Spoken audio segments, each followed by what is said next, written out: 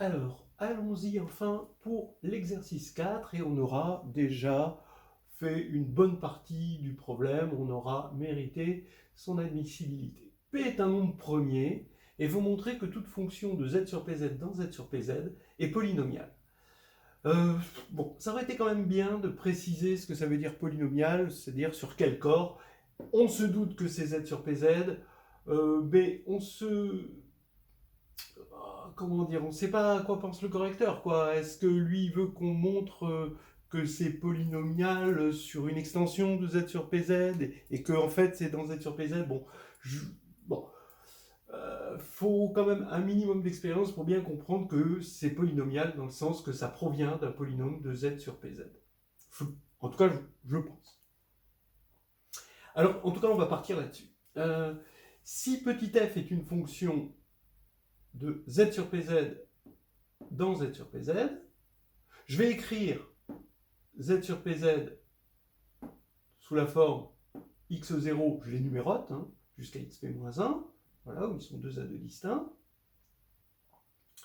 Donc, comme ils sont 2 A2 distincts, je vais pouvoir définir des polynômes interpolateurs de Lagrange. C'était la grosse perche hein, de l'énoncé au tout début. Hein, oui. Et donc, je vais appeler LKP, qui est dans z sur pz de x. C'est là, a priori, que je vais chercher mes polynômes. Hein.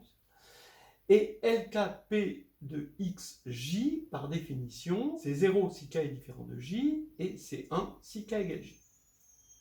Voilà. Pour tout j de 0 à p-1. Voilà. Donc, maintenant, je vais pouvoir écrire p égale, donc je suis parti de ma fonction petit f. P, c'est égal à la somme de, je le définis, hein, comme égal à la somme de k égale 0 à p-1 de f de xk. Okay. LK de P, ben, on va avoir P de xj qui est égal, quand on va évaluer en xj, tout va être nul, sauf pour Lj, où ça va être égal à 1, donc on va avoir f de xj. Ce qui prouve que la fonction de départ était une fonction provenant d'un polynôme, parce que ça, c'est clairement un polynôme. Voilà.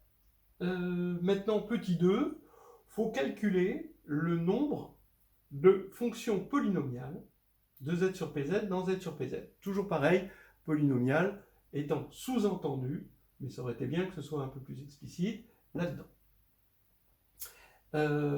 Pour savoir quelle est la tâche à accomplir, hein, exactement. Parce que le résultat, il reste le même. Ici, ça va être p puissance p. Pourquoi? Parce que ces fonctions polynomiales, on vient de voir que c'est juste les fonctions, et donc c'est p puissance p, hein, puisque c'est les fonctions d'un ensemble à p éléments dans un ensemble à p éléments. Je vous rappelle que ce p élément-là, il est ici, alors que ce p élément-là, il est ici. D'accord? Pour ne pas se perdre. On aurait pu aussi le montrer sans les polynômes interpolateurs de Lagrange, tout ça, juste avec le morphisme, j'appelle k égale z sur pz, de k de x dans les fonctions de k dans k, qui à p donne la fonction polynomiale associée, et son noyau, bah, on l'a presque vu tout à l'heure, c'est xp moins x. C'est l'idéal engendré par xp moins x. Donc ça fait que ici, on va avoir une injection quand on quotiente par le noyau, et on va avoir une injection de k de x quotientée par xp moins x dans f de k. Mais le cardinal de ça, bah ça c'est un espace vectoriel, on le sait par la division euclidienne de dimension petit p sur un corps de cardinal p. Donc le cardinal de ça, c'est p puissance p. Mais c'est aussi le cardinal de ça aussi. Donc on a aussi la surjection de cette manière-là.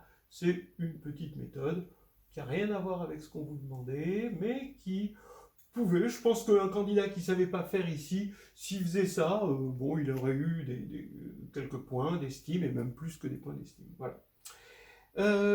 Maintenant, un contre-exemple avec une fonction non polynomiale de z sur 4z dans z sur 4z. Ah, alors ça, en fait, j'ai une preuve assez courte, mais qui m'a demandé quand même une bonne demi-page de calcul. Donc ce qui est un peu dommage, c'est de... Parce qu'un contre-exemple, il suffit de dire, ben voilà, le contre-exemple, on le sort du chapeau, et puis c'est tout. Et là, le problème, c'est que vous ne voyez pas comment j'ai construit le contre-exemple. Donc j'ai essayé d'utiliser justement avec la matrice de Van der Monde de tout à l'heure, mais dans Z sur 4Z, avec les 4 éléments x0 jusqu'à x3, les 4 éléments de Z sur 4Z, et calculer une matrice de Van der Monde de sorte à ce que polynomialement, ça n'atteint pas les B0, les f de 0, f de x0, f de x1 jusqu'à f de x3. Voilà. Pourquoi? Parce que cette matrice de Van der Monde, elle était inversible dans Z sur PZ, même dans K, mais elle n'est plus inversible dans Z sur 4Z, même elle était de déterminant 0. Donc, bon, à partir du moment où elle n'est pas inversible, il y a des éléments qui ne sont pas dans l'image, mais il fallait en trouver un. Donc je l'ai fait avec la comatrice, la transposée de la comatrice, j'ai multiplié par la transposée de la comatrice.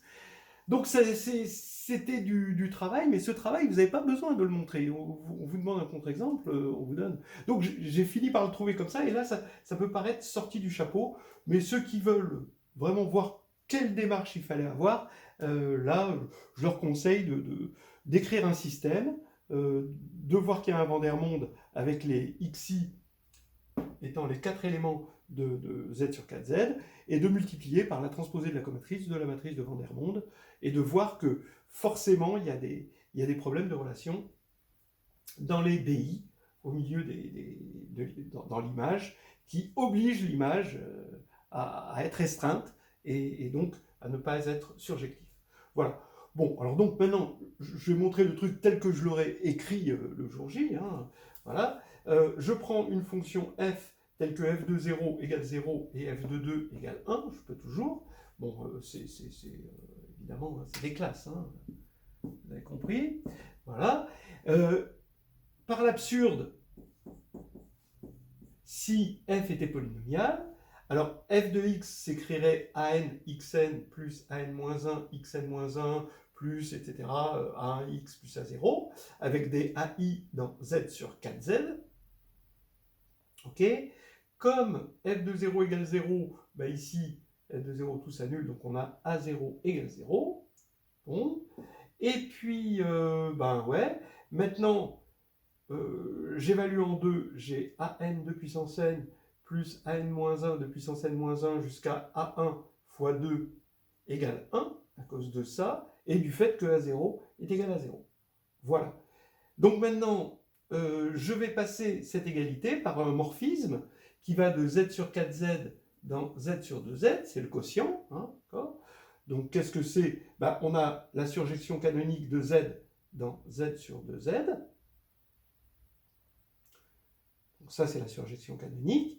Comme 4z, c'est des éléments pairs, ça va vers 0. Je peux quotienter par 4z, et j'ai une application, évidemment, non injective de z sur 4z dans z sur 2z. Et quand je passe par cette application, donc l'application modulo 2, ça va faire 0, ça va faire 1, et j'ai dans z sur 2z, 0 égale 1.